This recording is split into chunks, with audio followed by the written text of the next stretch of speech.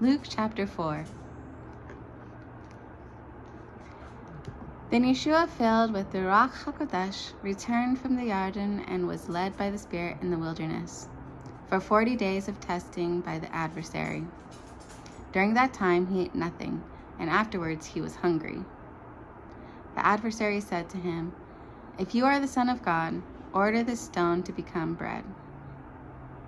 Yeshua answered him, "The Tanakh says, 'Man does not live on bread alone.'" The adversary took him up, showed him in an instant all the kingdoms of the world, and said to him, "I will give you this power and glory.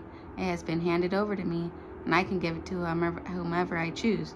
So if you will worship me, it will all be yours." Yeshua answered him, The Tanakh says, "Worship Adonai your God and serve him only." Then he took him to Jerusalem, set him on the highest point of the temple, and said to him, "If you are the Son of God, jump from here. For the Tanakh says, he will order his angels to be responsible for you and to protect you. They will support you with their hands, so that you will not hurt your feet on the stones." Yeshua answered him, "It also says, 'Do not put Adonai your God to the test.'" When the adversary had ended all these testings, he let him alone until an opportune time. Yeshua returned to the Galilee in the power of the Spirit, and reports about him spread throughout the countryside. He taught in the synagogues, and everyone respected him.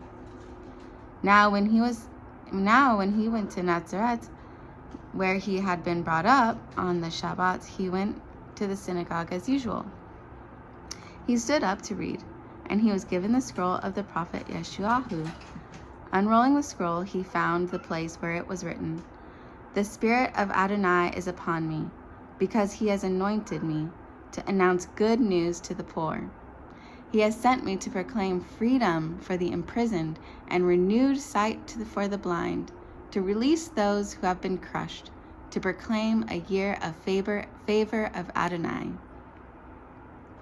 To proclaim a year of the favor of Adonai. After closing the scroll and returning it to the Shamash, he sat down, and the eyes of everyone in the synagogue were fixed on him. He started to speak to them. "Today, as you heard it read, this passage of the Tanakh was fulfilled." Everyone was speaking well of him and marveling that such appealing words were coming from his mouth. They were even asking, "Can this be Joseph's son?" Then Yeshua said to them, "No doubt you will quote to me this proverb, 'Doctor, cure yourself.'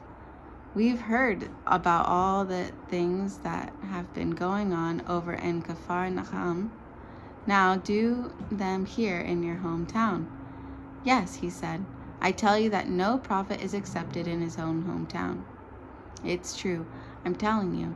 When Eliyahu was in Israel, and the sky was sealed off for 3.5 years, so that all the land suffered a severe famine, there were many widows, but Eliyahu was sent to none of them, only to a widow in Zarephath, in the land of Sidon.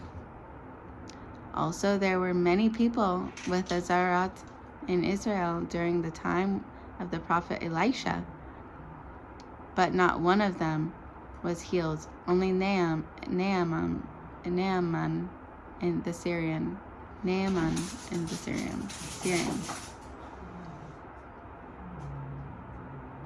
On hearing this, everyone in the synagogue was filled with fury. They rose up, drove him out of town, and dragged him to the edge of the cliff on which their town was built, intending to throw him off.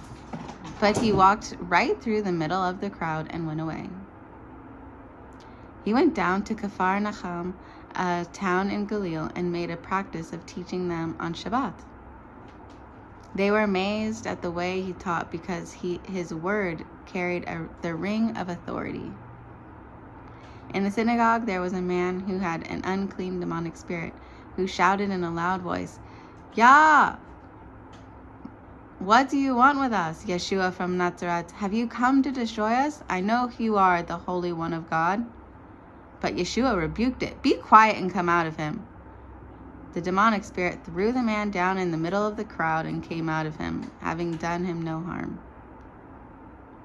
They were all astounded and said to one another, "What kind of teaching is this? Why he gives orders with power and authority to the unclean spirits, and they come out?" And reports about him went out through the whole surrounding district.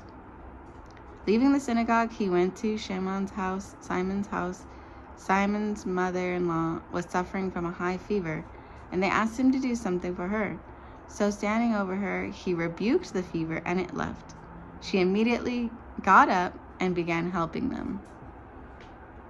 After sunset, all those who had people sick with various diseases brought them to Yeshua, and he put his hands on each of them and healed them. Also demons came out of many, crying, "You are the Son of God."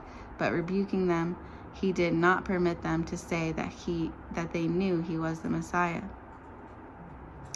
When day had come, he left and went away to a lonely spot.